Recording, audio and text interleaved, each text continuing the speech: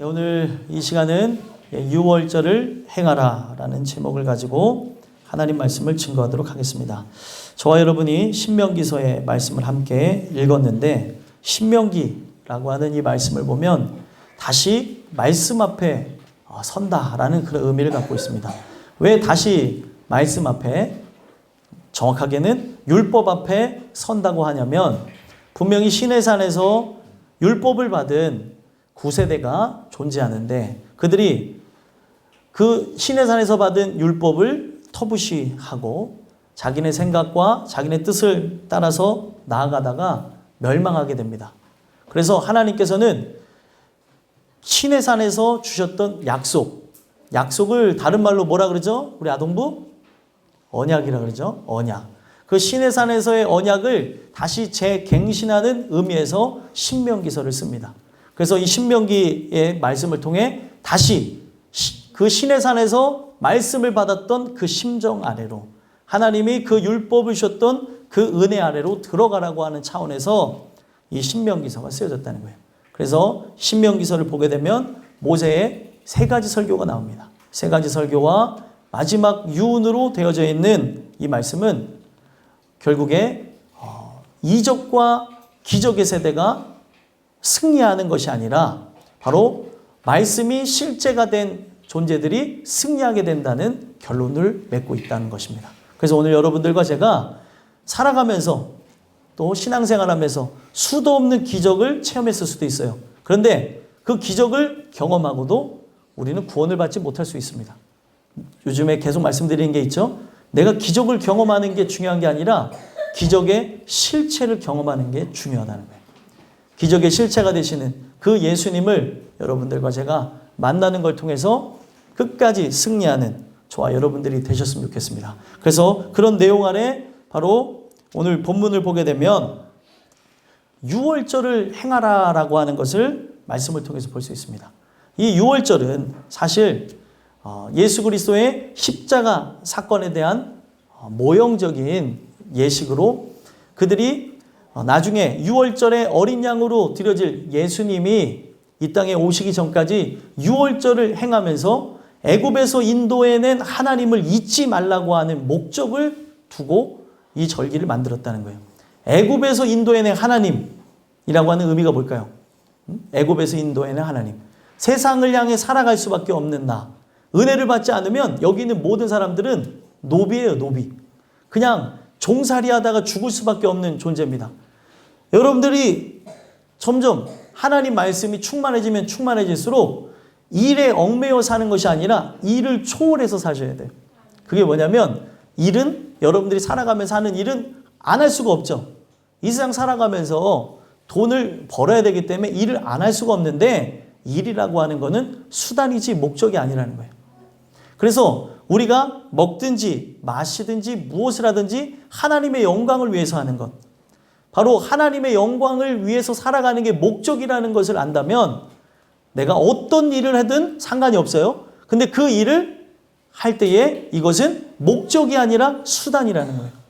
그것을 우리가 안다면 우리의 삶이 항상 주님의 뜻과 영광을 위해서 기쁨으로 나갈 수 있다는 겁니다. 그래서 그런 측면에서 오늘 우리가 이 내용을 바라다 본다면, 이 유월절이라고 하는 이 내용이 과거의 사건으로 끝나는 데 목적을 둔 것이 아니라 실체가 되어지는, 예수님을 만나는 걸 통해 바로 그 예수님의 그 뜻을, 예수님의 뜻은 누구의 뜻이었어요? 아버지의 뜻이었죠. 그 아버지의 뜻을 우리가 받들어서 영광을 돌리기 위해서 이 말씀이 중요하다는 사실입니다. 그래서 여러분들과 저는 유월절이라고 하는 건 사실 구약에 드려졌던 절기지만, 나중에 예수님이 이 유월절의 실체로서 실제적인 제사를 드립니다. 오늘 여러분들과 제가 이 말씀을 왜 듣냐면, 과거에 우리가 이제 드리지 않아도 될 유월절을 행하자라고 하는 취지에서 우리가 이 말씀을 듣는 게 아니라, 유월절의 정신, 유월절의 목적이 되어지는 예수를 만나자는 거예요.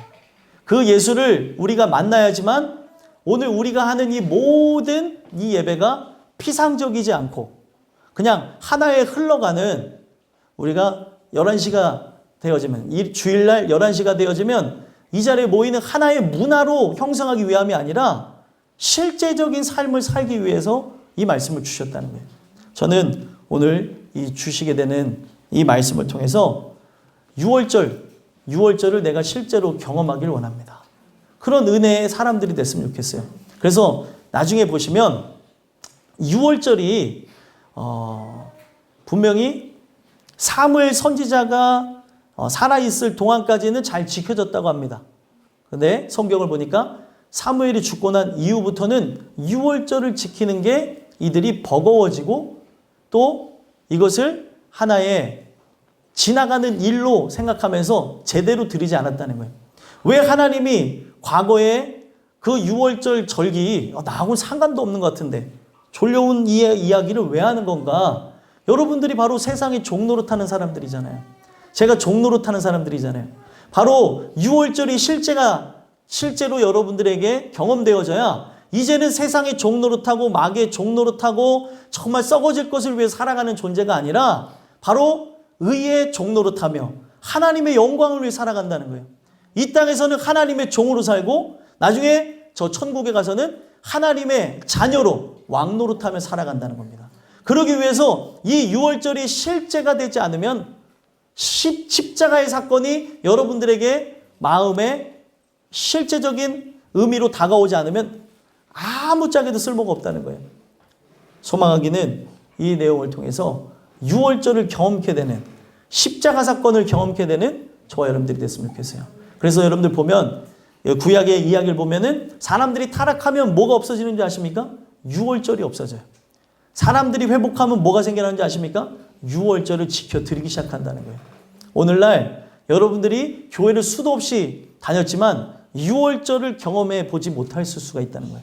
오늘 이 주신 말씀을 통해 6월절의 그 정신 또 6월절의 실체가 되어지는 예수를 만남으로 여러분들과 제가 구원받은 백성으로 저 천성을 향해 나가는 은혜가 있게 되길 간절히 소망합니다. 6월절을 행하라는 이 말씀을 통해 세 가지 말씀을 드리고자 하는데 첫 번째로 6월절을 행하를 통해서 어떤 말씀을 주시냐면 각 양으로 제사를 드리라라는 말씀을 주신다는 거예요. 뭐라고요? 각 양으로 제사를 드리라. 왜 각 양으로 제사를 드리라라는 말씀을 주시냐면 이 각 양의 그 의미가 있습니다. 왜 이 집집마다 각 양으로 6월절을 행하라고 했냐면 그 6월절 사건이 그냥 하나의 지나가는 일이 되면 안 된다는 거예요. 우리가 여기서 함께 예배를 드리고 있지만 이 예배가 그냥 지나가는 것이 되면 안 되기 때문에 각 사람이 그 어린 양, 바로 양을 잡아서 드리는 과거의 그 예식을 통해서 나중에 나를 위해 죽으신 예수를 실제적으로 만나라는 거예요.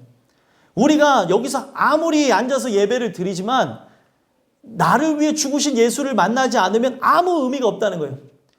지금은 부모의 밑에서 예배 드리는 것 같고 지금은 아내를 따라서 남편을 따라서 나오는 것 같고 또 부모로서 또 자녀로서 또 지금은 예배하는 것 같지만 내가 지금 실제 믿음이 있어야지만 통과할 수 있는 시험이 온다면 다 떨어져 나가게 되어졌다는 거예요. 실제로 예수 그리스도의 죽으심을 경험하지 않으면 사람은 본능을 따라서 자기의 그 생명을 보호하고자 도망갈 수밖에 없다는 거예요. 여러분들과 저는 어떻습니까? 성경에 그런 이야기가 즐비하게 적혀져 있는 이유는 다들 교회 안에서 또 예전에 성전 안에서 제사 드리고 예배하다 보니까 내가 믿음이 좋은 줄 알았는데 사건과 사고와 문제가 터지니까 다 도망가더라는 거예요.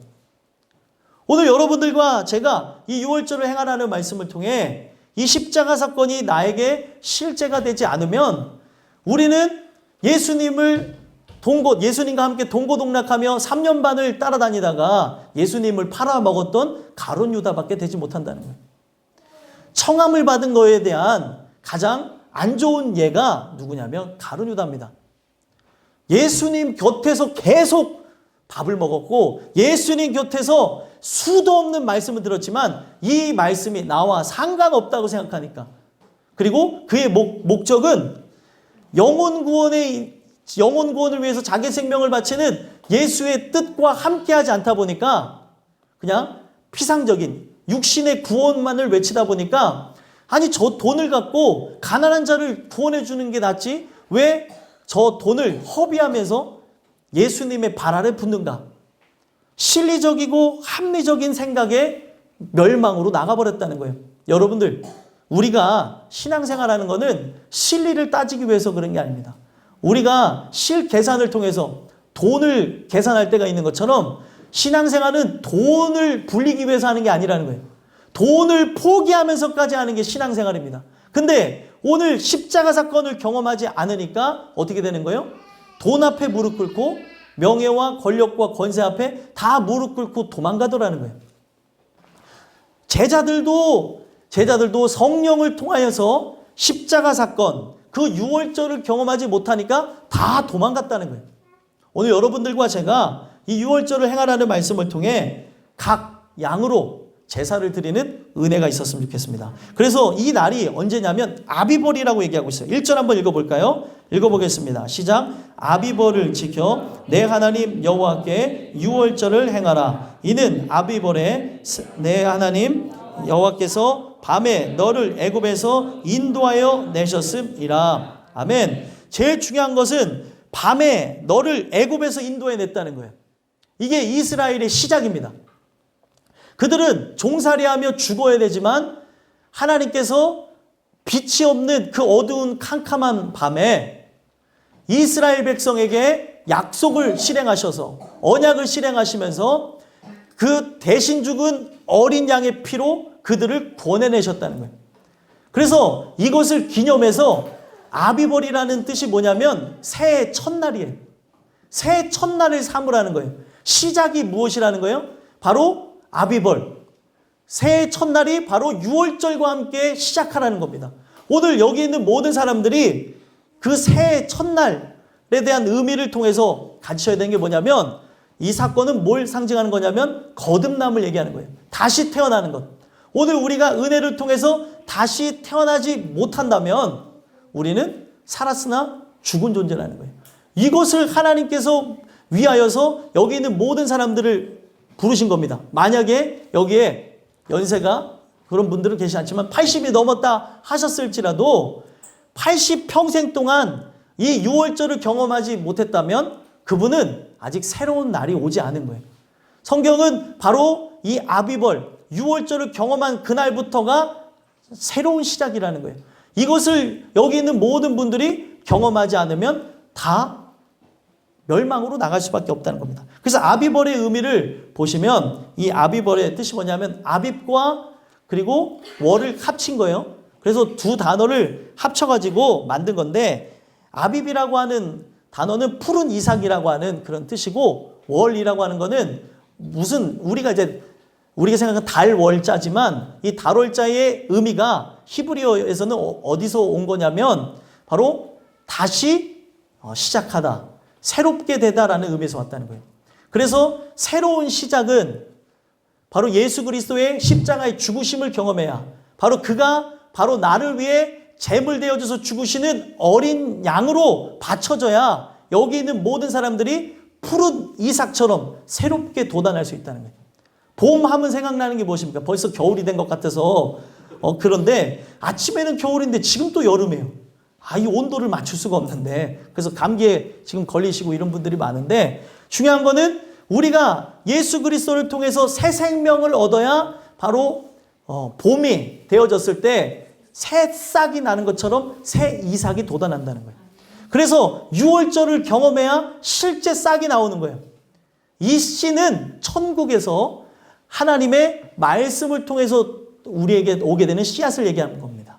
바로 예수 그리스도의 말씀을 통해 심겨지는 씨인데 이게 심겨져서 어떻게 해요? 돋아나야 자라나고 열매를 맺을 수 있는 거예요. 근데 돋아나기까지 이 푸른 이삭이 나오기까지는 십자가 사건을 경험하면서 내 자신이 갈아엎어지고 나 자신이 부인되어지고 없어지는 과정을 경험해야 여기 있는 모든 사람들이 살아나게 된다는 겁니다.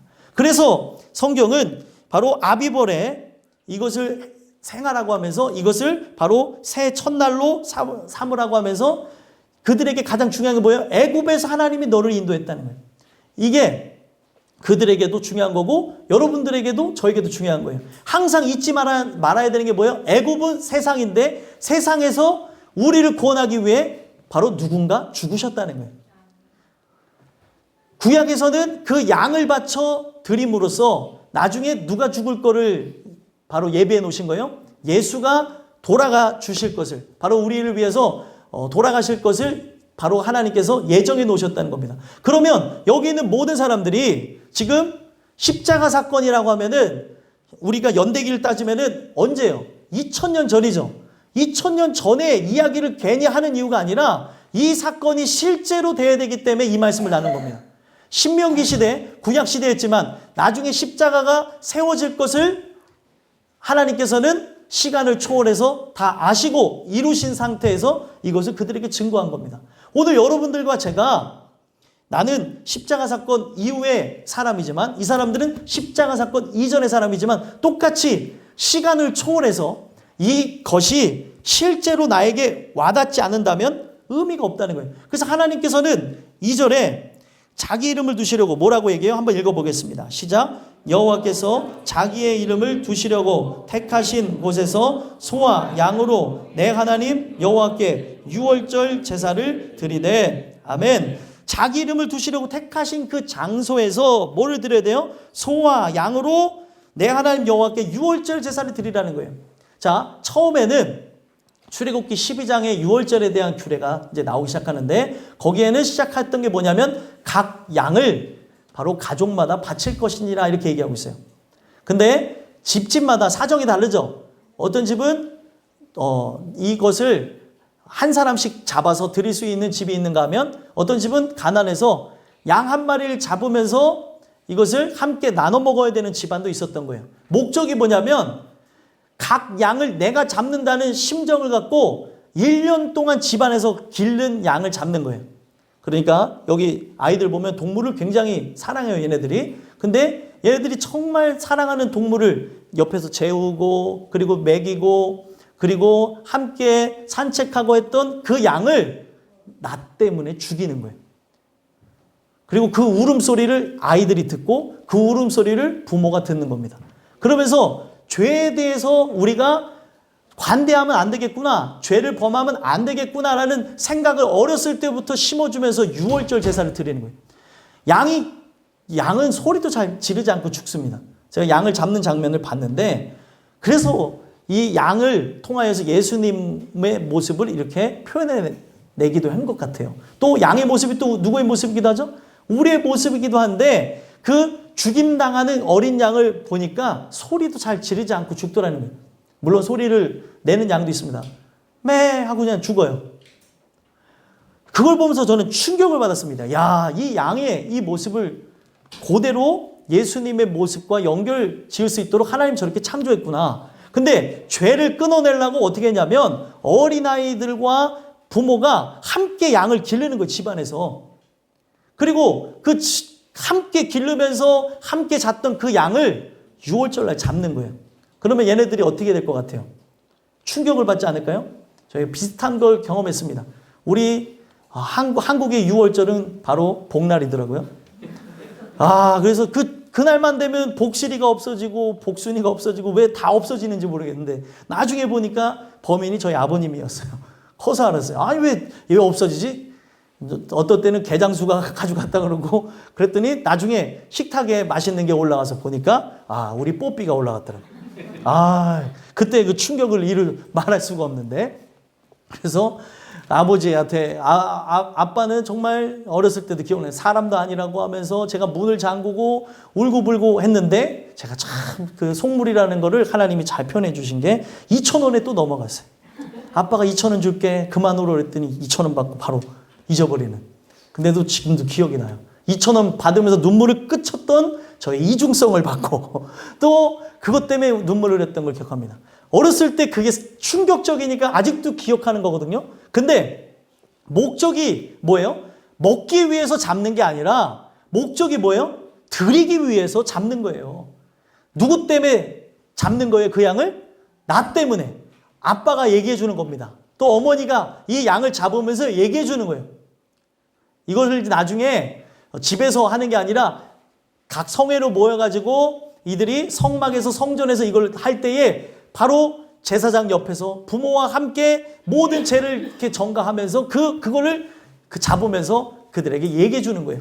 왜 이 양이 죽는 줄 아니? 바로 너의 죄 때문에 죽는단다. 나의 죄 때문에 죽는단다. 그러면서 그들이 죄에 대해서 환멸을 느끼고 죄를 미워하게 만드는 거예요. 그래서 이 어린 양을 잡으면서 이야기하는 게 뭐예요? 어린 양이 그 문설주에 피를 바르게 되어지는 것으로 애굽 사람은 사실 다 죽었지만 장자들이 또 그 짐승의 첫 새끼까지 죽었지만 이스라엘 사람은 죽었나요? 안 죽었나요?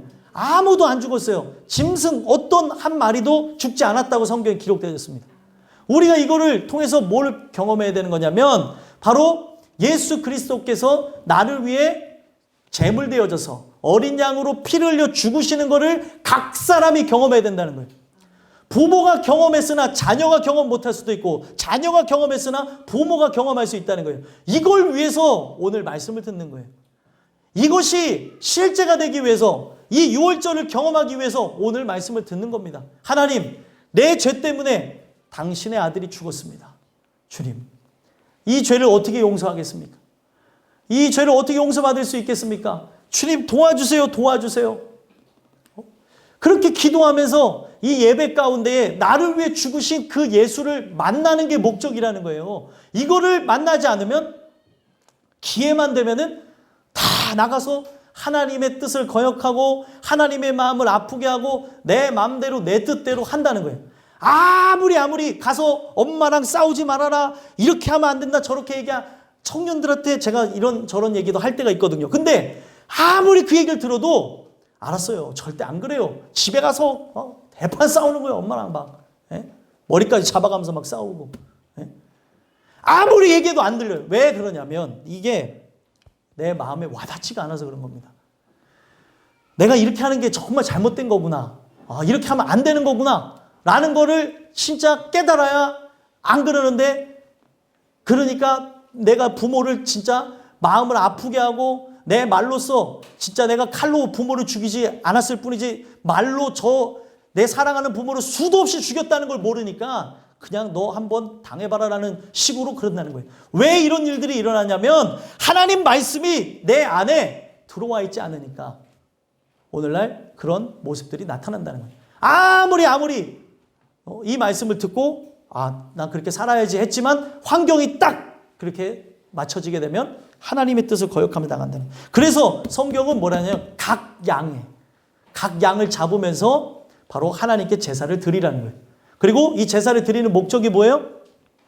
먹기 위한 게 아니라 나의 죄 때문에 죽은 어린 양을 기억하라는 거예요. 오늘 여러분들과 제가 나 때문에 죽으신 예수를 기억했으면 좋겠고 항상 사람들은 뭐에만 관심 가져요? 제밥에만 관심을 가져요. 사람들은 뭘 관심 갖습니까? 이 모든 것을 더해준다는 거에만 관심을 갖는데 그것에 관심 갖지 마시고 나를 위해 죽으신 예수를 실제적으로 만나는 여러분들과 제가 됐으면 좋겠습니다. 그래서 유월절 제사를 드린다는 게 뭐냐면 동물을 사육하다는 뜻입니다. 자박을 단어인데 동물을 사육하는 그 내용을 통해서 결국에 그들이 동물을 잡아 죽이면서 어디를 가는 거예요? 어디까지 향해 나가는 거예요? 나중에 나를 위해 죽으실 잔인하게 죽을 예수님을 향하여서 가는 거예요. 이 예배가, 이 제사가 바로 그것을 향해 나갔다는 겁니다. 소망하기는 여러분들과 제가 이 주시는 말씀을 통해서 이 예수 그리스도가 나를 위해 처절하게 제물되어져서 죽으시고 내가 그 예수님 때문에 살게 되어졌다는 그것을 경험케 되기를 소망했으면 좋겠어요. 이걸 위해서 기도하고 간구하고 부모가 경험했다고 해도 자녀가 경험 못했기 때문에 부모가 할 수 있는 게 뭐예요? 자녀들 위해서 우는 거예요. 울어야 되는데 이리저리 뛰어다니면 어떡합니까? 울어야 될 때 울어야 되고 남편을 위해서 기도할 때 남편을 위해서 울면서 기도해야 되고 또 아내를 위해서 기도해야 될 때 울면서 기도해야 되는데 내가 가서 해결하겠다고. 하나님이 손댄 일은 하나님이 손대야 마무리가 지어져요. 근데 그것을 우리가 모른 채 내 힘으로 뛰어다녀 보십시오. 문제는 더 악화가 될 뿐 나아지는 게 없습니다. 오늘 이 주시는 말씀을 통해서 여러분들과 제가 이 각 양을 바침으로 이 제사를 이 예배를 온전하게 드리는 저와 여러분들이 됐으면 좋겠습니다. 두 번째로는 6월절을 행하라는 말씀을 통해 어떤 말씀을 주시냐면 무교병을 먹으라라는 말씀을 주신다는 거예요. 무교병이 무엇일까요? 무교병이 무엇이냐면 3절 4절 한번 읽어볼까요? 읽어보겠습니다. 시작. 유교병을 그것과 함께 먹지 말고 이래 동안은 무교병 곧 고난의 떡을 그것과 함께 먹으라. 이는 내가 애굽 땅에서 급히 나왔음이니 이같이 행하여 내 평생에 항상 내가 애굽 땅에서 나온 날을 기억할 것이니라. 그 이래 동안에는 내 모든 지경 가운데에 누룩이 보이지 않게 할 것이요 또 내가 첫날 해질 때에 제사 드린 고기를 밤을 지내 아침까지 두지 말 것이며. 아멘. 자, 여기 내용을 보니까 뭘 먹으라고 얘기하고 있어요? 무교병을 먹으라고 하고 있습니다. 유교병은 뭐냐면 누룩이 넣은 빵이고 무교병은 누룩을 넣지 않은 빵이에요. 아까 아이들하고도 그런 얘기를 했었는데, 자, 밀가루에 뭐를 집어넣어야 돼요? 효소가 들어가야 부풀는 거잖아요. 근데 이 효소를 안 넣었다는 것을 의미하는 겁니다. 그래서 이 무교병이라고 하는 단어를 보면 무교병이 어떨 것 같아요? 빵이 부풀어야 맛있죠. 애들도 다 알더라고요. 빵이 이렇게 해야지 맛있다고 그러더라고요. 근데 그 효소가 안 들어간 빵은 어때요? 해요? 밋밋하고 그리고 식감이 좋지가 않습니다. 근데 이것을 왜 먹으라고 하냐면 무교병이라고 하는 단어를 보게 되면은 이 원어의 뜻을 보면 그 의미를 알 수 있는 게 탐욕스러운 것을 달콤하게 삼킨다라는 뜻을 갖고 있습니다. 그래서 이 무교병의 뜻을 보게 되면 왜 맛없는 거를 탐욕스러운 것을 왜 달콤하게 삼킨다고 할까라고 하는데 의미가 있어요. 무교병을 먹는 이유가 뭐냐면 바로 아담과 하와가 선악을 알게 하는 나무의 열매를 먹었죠. 그 나무의 열매에 대해서 그들이 표현한 내용이 어떻습니까? 예? 보암직도 하고 먹음직도 하고 지혜롭게 할 만큼 탐스러운 열매라는 거예요. 결국에 그것을 먹고 어떻게 됐습니까? 그들의 눈이 밝아지면서 바로 육신의 눈은 밝아졌으나 영안은 감겨져 버렸죠. 그들의 영은 죽어버렸다는 거예요. 그래서 결국에 이러한 죄 때문에 그들의 원죄 때문에 아담과 하와의 원죄 때문에 사람은 태어나도 어떻게 되어졌습니까? 영이 죽어져 있는 상태예요. 하나님의 예정이 없으면 다시 살아날 일이 없다는 거예요. 그러니까 여기 있는 모든 사람들이 뭐예요? 다 살아있지만 죽은 존재라는 거예요. 여러분들 그런 영화들에서 얘기하는 때 살았는데 죽은 존재처럼 막 의식 없이 막 다니는 존재들을 애들이 더 잘 알더라고요. 그걸 뭐라 그러죠? 예, 좀비라 그러더라고요. 애들이 좀비. 자기네들끼리 놀릴 때도 이러 다니니까 우리 교회 꼬맹이들이 노는 거예요. 어디서 배웠는지 좀비라고 하면서 둘이 놀리더라고요. 좀비다. 의식이 없이 다니는데 그 좀비 같은 모습처럼 오늘날 많은 사람들이 살았는데 죽은 존재처럼 뭐를 위해 살아가는지 잊은 채 살아가고 있다는 거예요. 그냥 먹고 마시고 입고 본능적으로 쾌락을 충족하기 위해 사는 게 아닌데 목회자든 성도든 다 본능적으로 살아간다는 거예요. 사람이 얼마나 이 본능에 충실한 줄 아십니까? 아이들 있잖아요. 아이들한테 일렉트로닉 그 음악이 딱 나오면은 비트에 맞춰서 춤을 춰요. 애들이. 이게 애들이 그 감각적이라는 걸 얘기하는 거고 사람은 우리의 눈으로 볼 수 없지만 영적인 존재라는 걸 얘기합니다.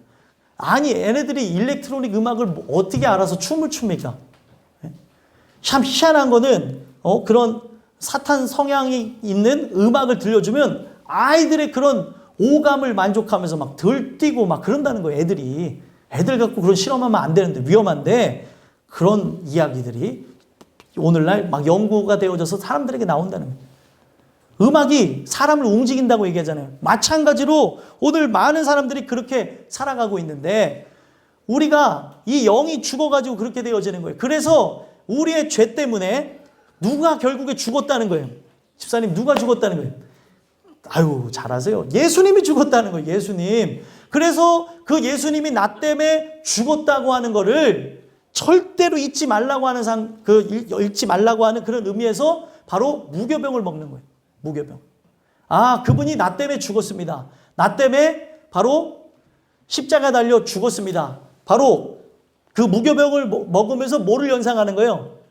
선악을 알게 하는 나무의 열매를 먹은 거를 연상하는 거예요. 내가 먹지 말아야 될 열매를 먹어서 그 탐심을 위하여서 달콤하지도 않은 것. 자, 이 무교병은 달콤하지도 않아요. 제가 먹어봤는데. 근데 그걸 먹으면서 탐욕스럽게 그거를 다른 말로 정말 개걸스럽게 먹으면서 달콤하지 않은데 달콤하도록 넘기라는 거예요. 왜 그러는 거예요?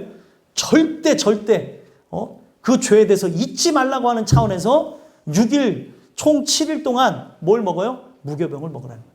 자, 오늘날 우리의 살아가는 삶 속에 이 무교병이 상징하고 있는 게 뭐냐면 하나님의 말씀이에요. 우리의 삶 자체를 총 7일로 본다면 이 세상에서 삶을 6일이라고 합니다. 6일 동안의 삶을 살아가시면서 우리가 먹어야 되는 거는 뭐예요? 7일째 되는 날까지 먹어야 되는 게 무엇이에요? 바로 하나님의 순전하신 말씀. 바로 흙동아지에 7번 단련한 그 말씀을 먹어야 된다는 거예요. 여기에는 뭐예요? 불순물이 없어요. 누룩이라고 하는 부풀게 하고 사람의 어떤 심정을 어떻게 해요? 막 이렇게 복도해줄 수 있는 그런 것이 없는 말씀을 먹으라는 거예요. 여러분들 말씀이 약장사와 같다면 말씀이 막 우리를 그렇게 막 미루면서 으쌰으쌰해서 막 정신 나간 상태에서 우리가 막 작정하고 하는 그런 거라면 하나님 말씀 아니에요. 온전하게 냉철하고 바로 이 가슴은 뜨겁고 머리는 차가운 상태에서 하나님이 주신 말씀 앞에 순종하는 게 말씀입니다. 근데 오늘날 그런 많은 형태의 모습들을 보게 되면 막 으쌰으쌰해서 막 그 뜨거운 마음이 뜨거운 건 참 좋은데 금방 식으니까 문제죠. 하나님의 말씀과 함께 나가야 되는데 사람이 그걸 막 복도와줘서 막 수많은 막 청년들이 와서 내가 주를 위해 죽겠습니다. 선교사가 되겠습니다. 목회자가 되겠습니다. 되는 사람 한 명도 없어요.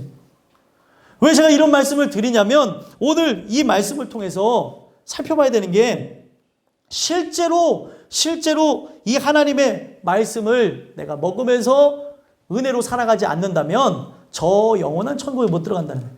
사람의 생각이 투영된 것은 나에게 기쁨을 주고 만족을 줄 수도 있습니다. 육신에 어떻게 보면은 힘을 얻을 수도 있어요. 하나님의 말씀은 육신의 힘을 자극하는 게 아니라 영적으로 살아갈 힘과 능력을 공급받는 겁니다. 여러분들의 목적이 세상에 있다면 오늘도 이 말씀은 바로 여러분들의 힘을 빠지게 할 것이고 내 목적이 영원한 천국을 향해 있다면 이 말씀이 이 세상이 줄 수 없는 평안과 위로와 안식을 얻을 거라는 거예요. 내가 바라보고 있는 게 세상에 있는 그런 사람들과 똑같은 시각을 갖고 있으니까 돈을 바라보고 있으니까 명예를 바라보고 있으니까 권력을 바라보고 있으니까 좋은 집과 좋은 차와 좋은 환경을 바라보고 있으니까 이 마음에 좌절이 들어오는 거예요. 내가 뭘 바라보냐는 거죠. 영원한 천국을 바라본다면 이것이 나를 쓰러뜨릴 수 없다는 걸 알 수 있다는 거예요.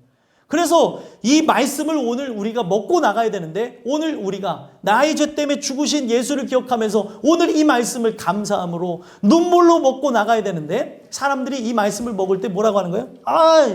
왜 맨날 만나만 주냐는 거예요. 성경에도 분명히 나옵니다. 왜 맨날 만나만 먹냐는 거예요. 예전에 부추도 그 애굽 땅에서 씹었는데 먹었는데 도대체 하나님 은혜 안에 사는 게 무엇입니까? 불평, 불만, 원망하는 사람들이 있다는 거예요.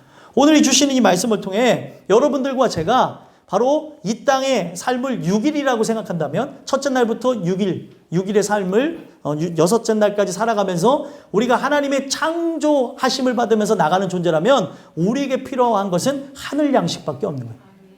그래서 우리가 잘 아는 주기도문에 오늘날 우리에게 일용할 양식을 주옵시고 그 일용할 양식이 여러분들 우리가 먹는 음식이 아니라 일용할 양식은 하나님의 은혜를 얘기하는 겁니다. 하나님의 말씀을 통해서 주시는 은혜를 먹어야 산다는 거예요. 여기 있는 모든 사람들이 은혜를 먹어야 사는데 뭘 먹고 살아가냐는 거예요 도대체. 오늘 이 주시는 말씀을 통해서 내가 은혜 아니면 살아갈 수 없습니다. 말로만 고백하는 게 아니라 이 은혜로 내가 충만하게 되어져야 내 영혼이 살쪄야 결국에 걷고 말하고 행동하며 이 세상에 이 육신의 몸을 지탱하며 살아갈 수 있는 거예요. 육신의 몸은 뭐예요? 하나님의 뜻을 거역하며 자기의 뜻을 향하여서 마귀의 뜻에 순복하며 나가게끔 만들어져 있다니까요. 그래서 은혜로 충만하지 않으면 이 영육 간의 강건함을 통하여서 이걸 이길 수가 없게 되어진다는 거예요. 오늘 이 주시는 말씀을 통해서 저와 여러분이 이 무교병, 고난의 떡을 그것과 함께 먹으면서 나가는 그런 은혜가 있었으면 좋겠습니다. 그래서 하나님의 목적은 뭐냐면 계속 평생에 뭐를 기억하라는 거예요? 애굽 땅에서 나온 날을 기억하라, 잊지 말라는 거예요. 십자가에 나를 위해 죽으신 그 어린 양을 잊지 말라는 겁니다. 이것을 잊지 않기 위해서 필요한 게 무엇이에요? 무교병을 먹는 거예요. 오늘날 사람의 생각이 들어가지 않은 순전한 하나님의 말씀을 먹을 때 여러분들과 제가 힘과 능력을 얻으면서 결국에 어디까지 갈 수 있어요? 제7일까지 갈 수 있는 거예요. 우리는 제7일 향해서 나가는 거예요. 제7일이 성경에 어떤 날이래요? 안식하는 날. 지금 우리가 주일이 뭐예요? 안식 후 첫날 부활하신 날을 주일로 섬기는 건데 우리가 이 주일을 섬기면서 우리가 바라보는 날은 뭐예요? 영원히 안식하는 날 제7일을 향해서 나가는 거예요. 그렇다고 우리가 제7일 안식일 교회는 아니에요. 그 의미를 기억하자는 거예요. 제7일을 향하여서 영원히 이제는 일하지 않아도 하나님께서 준비하신 걸 먹고 나아가는 그날을 위해서 하나님이 부르셨다는 겁니다. 여러분들과 제가 이것을 경험하게 되어지는 것으로 그냥 청함을 받은 자에서 그치는 존재가 아니라 택함을 받은 자로 열매 맺는 아름답고 복된 신앙인들이 되시기를 간절히 소망합니다. 마지막 세 번째로 유월절을 행하라는 말씀을 통해 우리에게 어떤 말씀을 주시냐면 택하신 곳에서 드리라라는 말씀을 주신다는 거예요.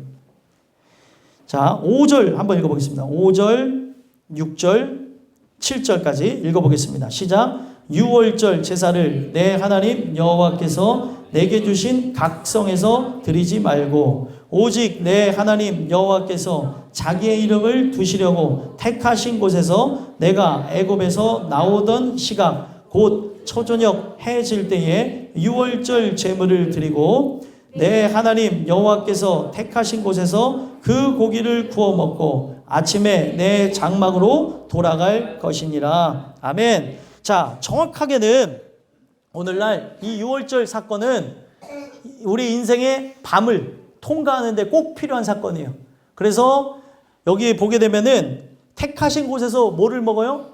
택하신 곳에서 하나님의 그 어린 양 대신 그리스도의 몸을 먹는 것이고, 여기서 잘못 들으면 어머 우리가 식인종인가? 실제로 이 말씀을 예전에 사람들이 잘못 들어서 저기 기독교인들이 식인종이라는 그런 내용을 갖고 에피소드가 벌어졌던 적이 있었대요. 우리가 예수의 몸을 먹어야 된다고 했더니 야 저기는 사람을 먹는다더라. 그런데 그 얘기가 아니죠.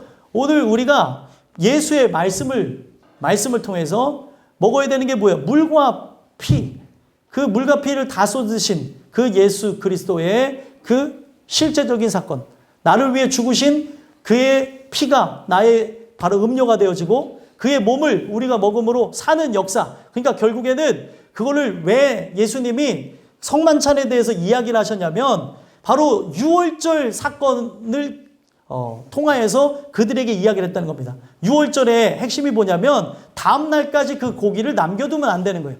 밤새도록 다 먹어야 되는 겁니다. 오늘날 우리가 저 영원한 새 아침에 들어가기 전까지 이 말씀을 다 먹으셔야 돼요. 하나님 말씀을 먹고 이 말씀을 통해서 주시는 그 시원함을 여러분들이 그 가람을 또 배고픔을 해결받으셔야 우리가 살 수 있다는 겁니다. 그런데 하나님께서 이것을 행할 수 있는 장소를 어디로 정하셨냐면 택하신 장소가 어디요? 그때 당시에 바로 성막과 성전, 오늘날로 얘기하면 교회에서 이 유월절을 행하라고 얘기했다는 거예요. 자, 여러분들 그 사람들이 짐승을 잡아서 먹었나요? 짐승을 잡아서 먹기도 했고 짐승을 잡아서 바치기도 했습니다. 집에서. 그런데 그 짐승을 잡아서 그들이 먹고 할 때에 목적이 먹는 데에 있는 게 아니고 드리는 데 있으니까 택하신 장소로 나와서 드리라는 거예요. 택하신 장소로 나와서. 그래서 여기에서부터 뭐가 나오냐? 교회론이 나오는 거예요. 하나님이 택하신 교회에서 예배가 드려져야 된다는 거죠. 여러분들이 진짜 이 장소에 나와야 될 이유가 오늘날 21세기 들어가면서 많은 사람들이 무교회주의자들이 많이 나타납니다. 교회가 필요 없다는 사람들이 있는데 성경을 몰라서 그런 거예요. 교회는 하나님 말씀을 통하여서 새로워지는 장소, 죄인들이 모여지는 장소, 하나님 주시는 은혜를 통해 서로 공동체를 누리면서 이 마지막 시대에 서로 밀어주고 당겨주고 함께 기도하며 이 고난을 통과하는 단체로 만들어 놓으셨다는 거예요. 그런데 오늘날 많은 사람들이 이거를 없애버린다는 거예요. 선진국일수록 교회가 더 어떻게 해요? 없어져 가고 있어요. 오늘 여러분들과 제가 이 주시는 말씀을 통해서 기억해야 되는 게 우리가 이 오늘 설교하는 이 내용들을 영상으로 녹화합니다. 그렇죠? 영상을 녹화하는 거 집에서 봐요. 은혜는 됩니다. 하지만 그게 예배요, 예배가 아니에요. 예배는 아니에요, 여러분들. 하나님께서 정하신 장소에 드리라는 거예요. 정하신 장소에서 우리가 뭐 격식을 갖추고 안 갖추고 그런 의미를 가진 게 아니라 하나님이 지정한 장소에서 바로 함께 서로가 회중으로 모여서 예배를 드리라는 겁니다. 바로 어떤 분들은 유튜브에서 영상을 보는 것 자체로 예배라고 하시는 분들이 있는데 예배가 아니고 은혜 받은 거를 상고하고 또 그 말씀에 대해서 깊이 알기 위함이지 그걸 예배라고 하면 안 된다는 거예요. 오늘 우리가 한 교회에 우리가 그리스도의 몸된 성전으로 모여서 하나님 말씀을 받으면서 하나님 말씀이 어떤 의미냐면 지금 부족한 저를 통해서 말씀이 딱 증거되면서 각자 사람들의 그 직분의 그 소임의 부르심을 깨닫게 하는 데 목적을 두고 있다는 거예요. 그래서 이 교회에서 우리가 서로 위로해주고 보듬어주고 해서 어디로 나가는 데 있어요? 세상으로 나가는 데, 가정으로 가는 데 목적이 있다는 거예요. 그래서 여러분들과 제가 이 주일날 예배를 통하여서 우리는 뭐예요? 집에 가서 또 영상도 보시고 또 말씀을 통해 어떤 말씀이 있었는가 상고도 하고 또 가정에서 할 수 있으면 무엇을 드려야 돼요? 가정 예배 드리시고 하는데 항상 두 날개가 세워져 있어야 된다는 거예요.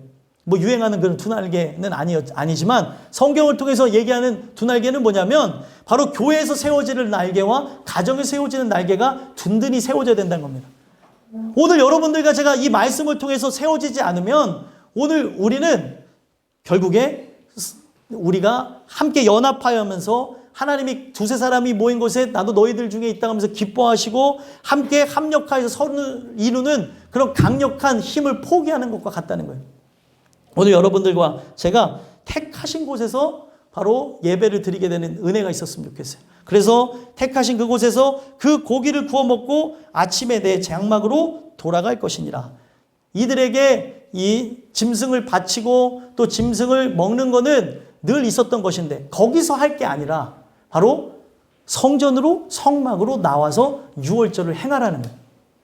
오늘 여러분들과 제가 이것을 경험하게 되어지므로 우리가 이것을 다 마치고 아침에 내 장막으로 돌아갈 것이니라. 여러분들에게 예비된 그 장막으로 돌아가는 은혜가 있었으면 좋겠어요. 그러면은 우리는 이 세상을 살아가면서 택하신 장소가 돼요.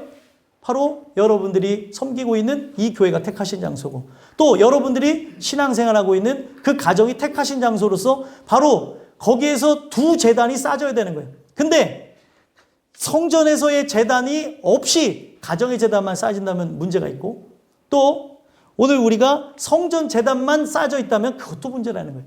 오늘 이 성전의 제단을 통해서 여러분들의 가정의 제단이 쌓여졌으면 좋겠고 또 가정의 제단이 쌓여져서 그렇게 은혜로 나가고 있다면 이 성전에서의 하나님의 말씀, 하나님께서 계속 원루트로 주시는 이 말씀이 여러분들 안에 새겨져가지고 저 영원한 천국에 들어가게 되는 그런 은혜가 있었으면 좋겠습니다. 그래서 결국에 마지막 8절 한번 읽어볼까요? 읽어보겠습니다. 시작. 너는 엿새 동안은 무교병을 먹고 일곱째 날에 내 하나님 여호와 앞에 성회로 모이고 일하지 말지니라. 아멘. 엿새 동안은 뭐를 하래요? 무교병을 먹고 일곱째 날에 내 하나님 여호와의 앞에 성회로 모이고 일하지 말지니라. 우리가 이 유월절을 경험해야 될 이유가 뭐예요? 유월절을 경험하며 이 세상에서의 6일의 삶을 무교병을 먹으며 하나님의 말씀을 먹으며 이 말씀이 선포되어지는 택하신 장소에서 중심으로 신앙생활을 해나가는 거예요.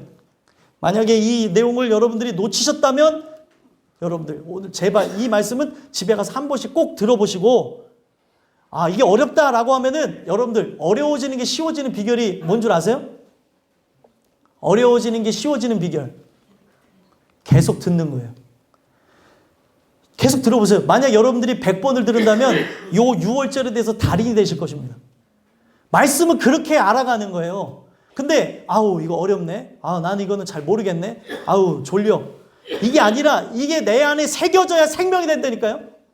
오늘 여러분들과 제가 이 역사가 나에게 일어나기를 소망하고 하나님 정말 내가 진정한 이 예배자로 하나님께 온전히 드릴 수 있게 되길 소망합니다. 나를 붙잡아 주시옵소서. 그리고 기도하며 나가셨으면 좋겠고요. 우리가 그 일곱째 날 성회로 모일 때까지 유월절을 경험해야 되는 거예요. 그래서 이 내용을 마지막으로 정리해서 보시면 유월절은 바로 하루에 끝나지만 유월절이 바로 시작된과 동시에 무교절이 시작되어지면서 6일을 채우면서 나가는 겁니다. 바로 유월절과 그 무교절은 함께 가는 건데 무교절은 다른 게 아니에요. 무교병을 먹으라 얘기해요, 여러분들. 하나님 말씀과 함께 가지 않는다면 우리에게 어떤 날은 오지 않아요? 제7일은 오지 않는다는 겁니다. 우리가 그러기 위해서 택하신 장소, 이 교회를 주신 거예요.